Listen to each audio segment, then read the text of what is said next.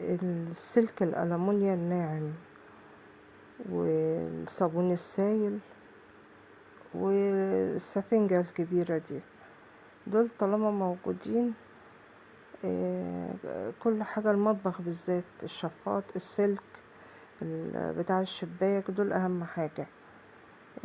لو عندك دول أبسط حاجة يعني، الدنيا تبقى زي الفل. شوف كان شكلهم ايه وبقوا ايه، وما فيش اي ادوات تانية ولا مصاريف تانية ولا حاجة، بينضفوا بأقل مجهود وأقل حاجة وزي الفل يعني. ودي طريقة المعتمدة يعني. الصابون السائل دوت، والليفة السلك دي الناعمة حتى في الحمام يعني، تنظيف التويلت والأرضيات وكل حاجة بتبقى زي الفل يعني، بسيطة وسهلة يعني.